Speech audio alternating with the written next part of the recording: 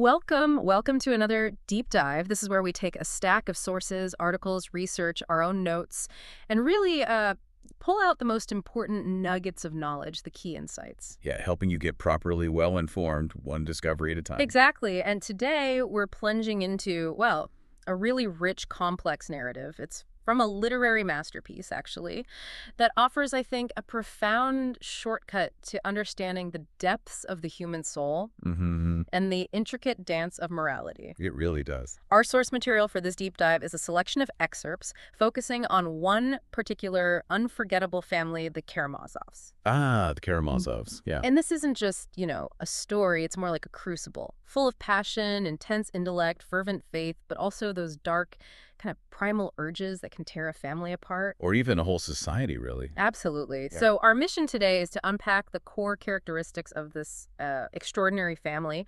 We want to dissect the philosophical battles waged within their minds. Big ones, yeah. And trace the path of a shocking crime, looking at how these wildly differing perspectives and deeply held beliefs shape how we understand truth, guilt, justice, all of it. And we'll be looking for those nuggets of knowledge hidden in the text, right? Those aha moments about what drives us. What divides us, and maybe, just maybe, what ultimately redeems us. What's truly compelling here, I think, is how this family, the Karamazovs, they really transcend just being fictional characters. They're, fundamental human archetypes in a way. That's a great way to put it. Their conflicts, this push and pull between sensuality, spirituality, reason and faith, freedom versus authority, they feel incredibly relevant today, just as much as when they were first written down. It's almost unsettling how relevant. It is. This isn't just a gripping story. It's a really profound inquiry into the human condition itself. And as we unpack it, you'll probably start recognizing echoes of these characters, these struggles. In the world around you. Definitely. In your observations, maybe even within yourself sometimes. It really gets under your skin. So let's dive in. Okay, let's start right at the beginning. With the patriarch, Fyodor Pavlovich Karamazov, and the, peculiar legacy he imprinted on his sons, he really sets the tone, doesn't he? Oh, absolutely. He is the tone in many ways. The chaos starts with him. Our sources describe him right off the bat as a man of, quote, reckless drinking. His early life, his marriages, they paint this stark picture of, utter disregard for responsibility. Performative immorality almost. Yeah. We learn his first wife died quite suddenly in a garret. One story says typhus, another says starvation. Grim options. And Fyodor's reaction, he was drunk when he heard, the source says he just ran out into the street. Wow. That immediate reaction, or maybe the lack of a normal one, it tells you so much about his core character right there. Self-centered, driven by impulse. Totally. Immediate gratification. His emotional responses are often perverse or just get exaggerated for effect. And this gets reinforced with his second marriage. Right. He proposed an elopement to a little girl of 16. 16. And the source adds, pretty dryly, that she would not on any account have married him if she had known a little more about him in time.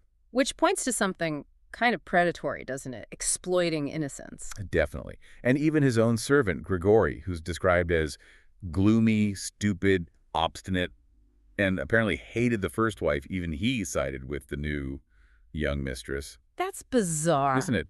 He apparently drove all the disorderly women out of the house, which kind of hints at the level of depravity Fyodor himself brought home. So things were so bad that even the disgruntled servant felt he had to impose some order. It suggests that, for the sake of the vulnerable new wife, it speaks volumes about Fyodor's own moral chaos. It's just astonishing, a foundational tragedy. And his parenting, if you can even call it that. Barely. It was equally appalling, just laying the groundwork for all the dysfunction later. He literally didn't recognize his own son, Mitya, when they first met. The sources say he looked for some time as though he did not understand what child was being discussed when education came up. It's not just forgetfulness, is it? It feels like a willful detachment. Completely. Yeah. And financially. He sent Mitya these small doles, installments, just a trickle. Until Mitya finds out he has nothing and is maybe even in debt to his father through these various agreements. It shows that manipulative side, the obfuscation, utter neglect. And his public persona was just as strange. He's called an obstinate and cunning buffoon, someone who liked to put himself forward and entertain, supposedly on equal terms, but really, the source says, on a servile footing with them. That servile footing is crucial. It means his buffoonery wasn't just, playing the fool. It was a complex survival mechanism. A way to navigate circles where he felt inferior. Exactly. Maybe even despised. He actually confesses it himself, says his shame and oversensitiveness make him rowdy. Oh yeah, I remember that line. If I had only been sure that everyone would accept me as the kindest and wisest of men, oh Lord, what a good man I should have been then. It's so revealing, isn't it, that deep insecurity under the boisterous exterior. He craves acceptance, but tries to get it through performance, manipulation. Not through genuine connection. Never. Like that story about Diderot's christening, where he admits he just made it up to add piquancy. He's a performer, constantly blurring reality in his own stories. And this whole chaotic, morally ambiguous foundation, this psychological wasteland, he just casts this undeniable shadow over all his sons. It shapes them, sets their paths. So we get to the impact on his fractured lineage. This feels like our first major Karamazov nugget of knowledge, you could say. What's that? The chilling ripple effect of radical parental neglect. How that void doesn't just leave a gap, it actively sculpts the children's psyches. Forcing them to find meaning, find identity without that fundamental support. Exactly. And we have 3 distinct sons. Each carries part of Fyodor's legacy, but they react in such different, almost archetypal ways. First, there's Dmitri Fyodorovich, Mitya, the passionate sensualist. He's almost like a magnified but more tormented version of Fyodor's appetites. Right. Physically, he's muscular, but there's that unhealthy sallowness, that vague look in his eyes, hinting at the turmoil inside. And someone says it perfectly. A thorough Karamazov. You're a sensualist from your father, a crazy saint from your mother. That warring impulse. Yeah, that sums him up well, and his money troubles are central, aren't they? Yeah. A direct echo of his father's irresponsibility. He comes to town desperate to settle up once for all with his father, only to find out, through Fyodor's manipulations, he might actually owe him money. Just devastating. And he desperately needs that 3,000 rubles for Katerina, for Grushenka. And his self-awareness is agonizing. He says, I may be a low man with low and degraded passions, but a thief. Dmitri Karamazov never can be. But then he immediately follows it up. Well then, let me tell you that I am a thief and a pickpocket, referring to misusing Katerina's money. It's brutal self-assessment. It lays bare that internal conflict, the noble aspirations versus the debased actions he can't seem to escape. He embodies that raw passion like Fyodor, but Mitya has this tormented conscience his father just doesn't. He's trapped by it. Very much so. Then we shift dramatically to Ivan Fyodorovich, the brilliant atheist, a complete, almost icy contrast to Dmitri's fire. His intellect is undeniable. Practical and intellectual superiority, connects with editors, publishes brilliant reviews. He's proud, financially independent, got money enough to go abroad now. And his atheism isn't casual. It's this deeply reasoned, almost militant stance. Yet he writes theological articles in joke. What's that about? Intellectual flexing. Or maybe a sign of his own internal conflict buried deep. His core idea, though, is that we just need to destroy the idea of God in man. And that's the foundation for his everything is lawful principle. Exactly. Which is, well, it's chilling. If there's no divine lawgiver, no God, then all moral boundaries just dissolve. Anything goes. Terrifying, really. And then the third son, Alexei Fyodorovich, Alyosha, another paradox in the family. The compassionate realist. And even Fyodor calls him the most honest monk among them, which says a lot coming from Fyodor. It highlights Alyosha's purity, doesn't it? In the middle of this moral swamp, his role is the listener, the mediator, a source of quiet strength.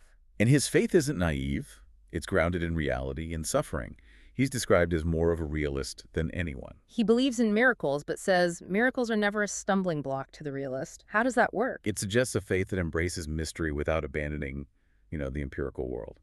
A faith that can hold both. And later he admits, I too am a Karamazov, so he acknowledges that shared inheritance. He does. That passion, maybe even the potential for excess, but crucially, he's striving for something higher.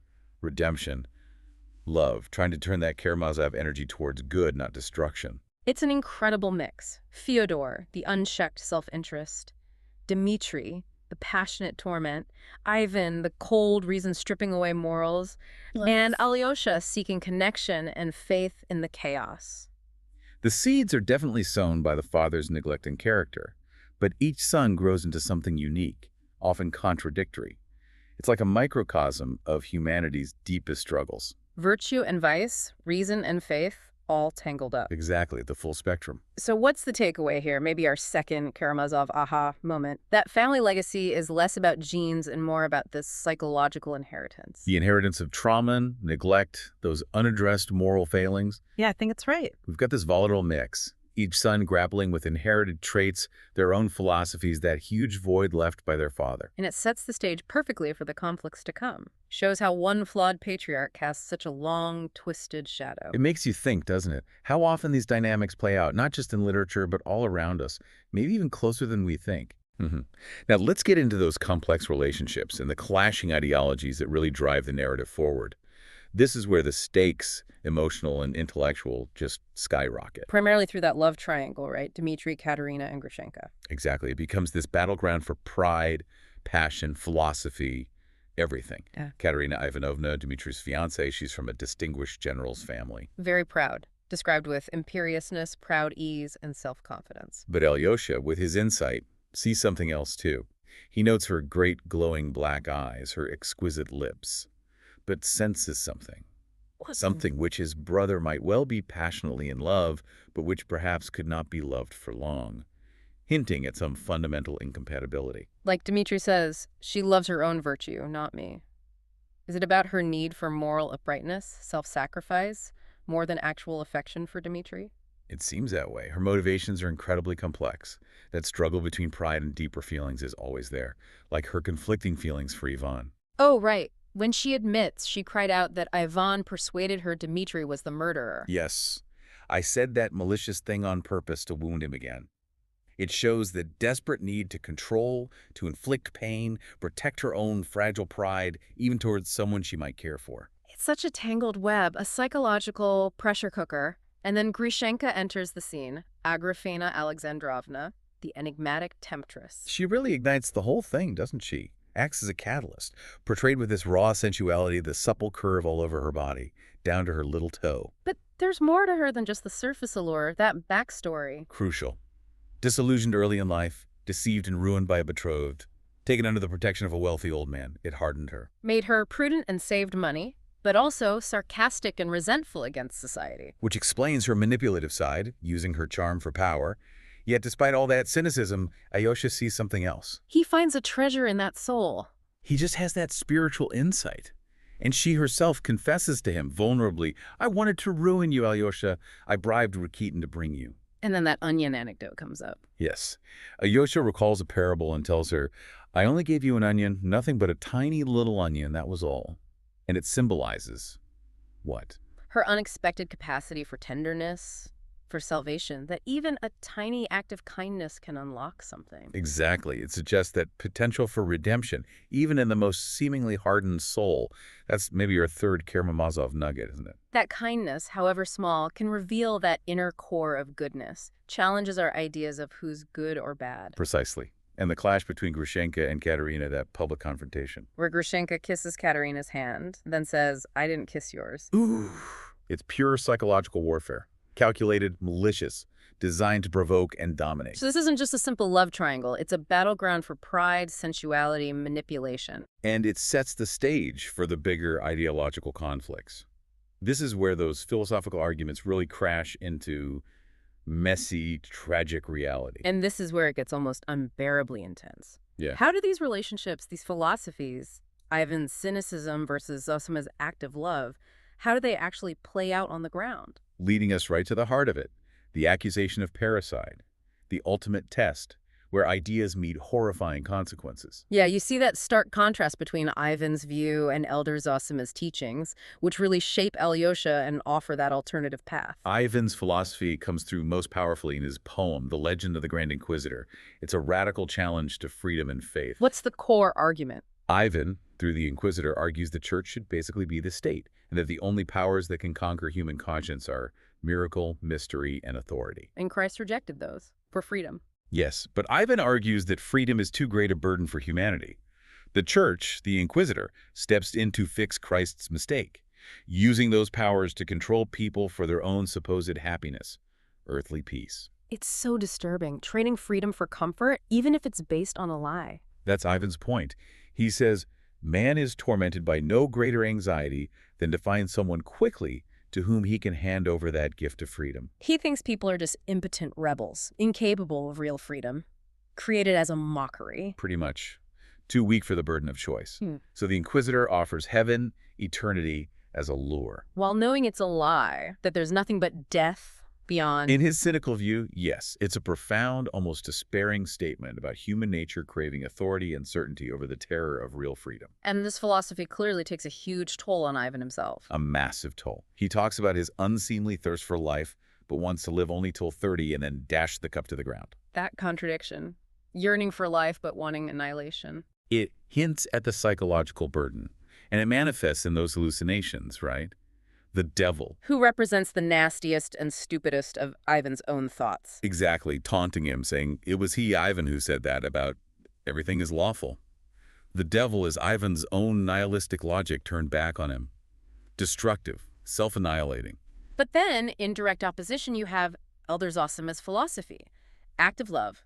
Universal responsibility. The complete antidote. His teachings are the living foundation for Alyosha, the moral compass. He says, love in action is a harsh and dreadful thing compared with love in dreams.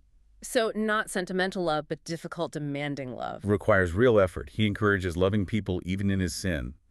Radical acceptance. Be not afraid of your sins, if only there be penitence. And most profoundly, this feels like our fourth nugget. He teaches, all responsible to all for all, apart from our own sins. Universal responsibility. That's such a powerful idea, this radical interconnectedness. We all share collective guilt, responsibility for suffering, a call to deep empathy, active intervention. It directly challenges Ivan's isolation, his pride, offers a completely different path. Absolutely. But Zosima's teachings face this immediate, severe test after his death. The scandal of his body. Oh, right. The smell of decomposition from the coffin, which was not supposed to happen for a saint. Exactly. A public, humiliating scandal. And the source says it rejoiced unbelievers, and even some believers, because men love the downfall and disgrace of the righteous. That's cynical, but maybe true sometimes. It's a harsh observation. Yeah. And this moment deeply tests Alyosha's faith. He trembled for him, for his glory. He has to grapple with this apparent failure, this humiliation. It forces him and us to ask, can faith withstand these challenges? Is it about external validation or internal truth? A crucial question. And this stark contrast, Ivan's intellectual despair versus Zosima's active, challenging faith, it frames the whole conflict. These aren't just academic debates. They become the blueprint for action, for the crime itself. Precisely. Which brings us to the murder of Fyodor Pavlovich. The moment everything explodes into agonizing chaos. Hidden truths, desires, secrets, all dragged violently into the light. The ultimate test of all these philosophies and emotions, ideas become actions, and the consequences are shattering. On the night itself, Dmitri goes to Fyodor's house. He's obsessed with Grushenka, but also filled with this raging hatred for his father. He talks about that personal repulsion, right? His father's double chin, his nose, his eyes, his shameless grin. It's visceral. Overwhelming disgust. And in this fit of rage, believing Grushenka isn't there, he runs from the window, then strikes Grigory, the servant, who catches his leg, shouting, "Parricide!" The damning word. Dmitri leaves Grigory for dead, stained with his blood. A terrifying foreshadowing. That physical repulsion you mentioned, it feels key. It's beyond money or romance. It's primal hatred pushing him right to the edge. And the money issue just makes everything worse for him. He's found later with 800 rubles, but the 3,000 Fyodor had set aside, missing. And his explanation sounds so suspicious, even if it's technically true, that he'd already spent Katerina's 3,000, and the money he had was his own remainder. It paints him as the obvious culprit to the authorities. Yeah. Desperate and deceitful. So this is where the layers start peeling back. Truth, motive, perception. It gets incredibly intricate. And the legal process, trying to build this clear narrative of guilt, just struggles to grasp the deeper, more complex moral and psychological stuff going on. It ultimately falls short of real justice, doesn't it? It really does. Because the seemingly clear picture of Dmitri's guilt gets slowly, agonizingly undermined. The hidden hand emerges. Smertikov, Fyodor's illegitimate son. His motivation is this chilling mix, resentful envy, intellectual vanity, maybe a twisted desire for recognition. He finally admits to Ivan he killed Fyodor. How? He used Fyodor's signals for Grushenka to lure him to the window. Cunningly created the perfect opportunity. But it's more than the physical act. What do you mean? He explicitly tells Ivan that Ivan's own philosophy, everything was lawful, acted as a silent sanction for the murder. Wow, he says that directly. By your consent, you silently sanction my doing it. He rubs it in, saying he wouldn't have done it without Ivan's unspoken intellectual encouragement, making Ivan an accessory in thought. That's devastating for Ivan. And maybe our fifth Karamazov nugget, the terrifying power of abstract ideas. How they can manifest as concrete, devastating actions? Yeah. How intellectual detachment, cynical philosophies can become direct catalysts for real-world horror. It shatters Ivan's intellectual shield, forces him to confront the horrifying results of his own theories. And Smerdyakov describes the murder itself with this chilling precision.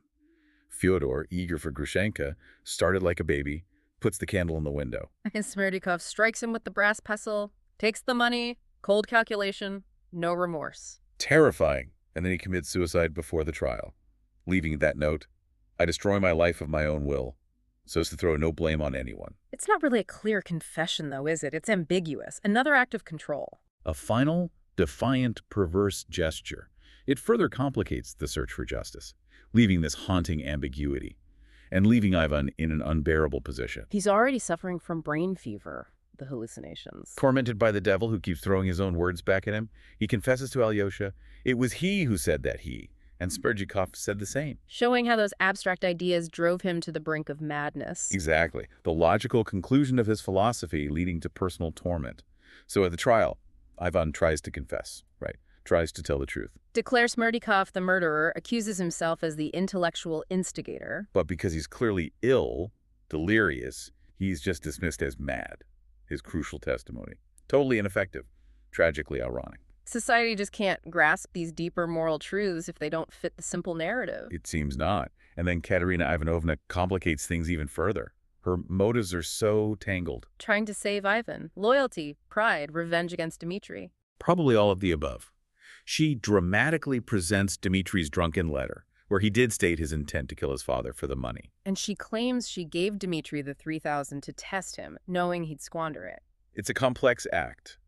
Betrayal of Dmitri, yes, but driven by this desperate love for Ivan, that pride, maybe even a twisted revenge, it seals Dmitri's fate. The layers are just incredible. Her pride, her manipulation, but also that fierce, misguided loyalty. And the trial itself becomes this spectacle. Circumstantial evidence, conflicting testimonies, the limits of legal truth. Like Grigory testifying the garden door was standing wide open, contradicting Dmitri. Or Maximov mistakenly claiming Dmitri had 20,000 rubles, inflating the motive. Even Rakitin, the cynical seminarian, gives damaging testimony, calling Dmitri a contemptible Bernard and opportunist. All these pieces presented in court build this powerful but misleading case against Dmitri. A chilling example of how appearances can create a false truth. And the defense lawyer, Fetyukovich, his strategy is fascinating, trying to shift the moral blame to Fyodor. Arguing Fyodor cannot be called a father, that filial love for someone unworthy is an absurdity, challenging traditional norms. Saying Dmitri's outbursts weren't premeditation, just an explosion of torment.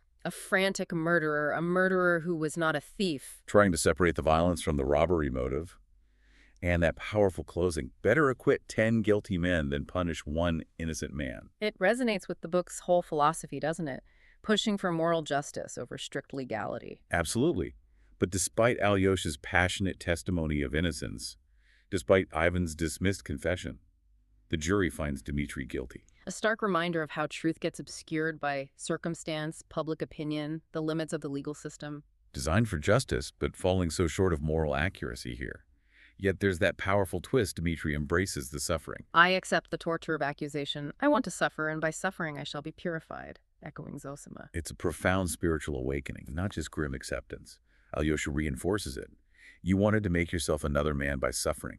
Remember that other man always. Suggesting that path to redemption through suffering, active love, forgiveness. Exactly. Aligns with the novel's deepest messages. So the trial ends with a verdict. A legal outcome. But the source makes it so clear. Justice, truth, belief, they're way more complicated than that. Far more complicated. The Karamazov journey isn't over. The implications keep unfolding. What we really see in this deep dive, then, is this profound exploration of responsibility, personal and universal. That idea, we are all responsible to all for all. It's not just theology, it's central to the novel's moral universe. This family story vividly shows how our thoughts, intentions, philosophies, private actions— They ripple outwards, impact others profoundly, sometimes devastatingly. Right, and it raises that huge question for us.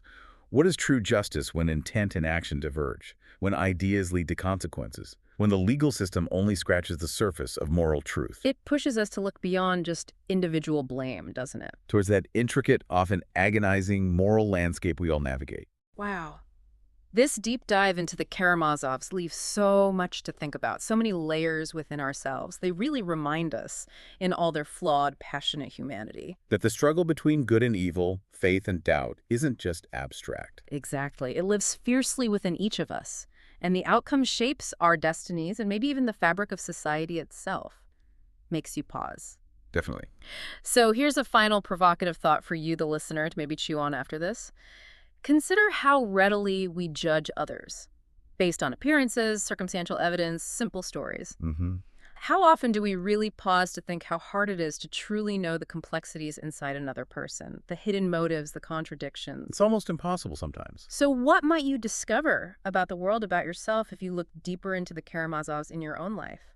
Or maybe, even more profoundly, within your own soul? A challenging thought to end on. It is. Well, thank you for joining us on this deep dive. If you enjoyed unpacking these layers of insight and discovery, please be sure to subscribe to The Deep Dive wherever you get your podcasts. We'll be back soon with another stack of sources to explore. Another fascinating journey into what it means to be well-informed. Subscribe to the Timeless Tales podcast. Your stories, your time.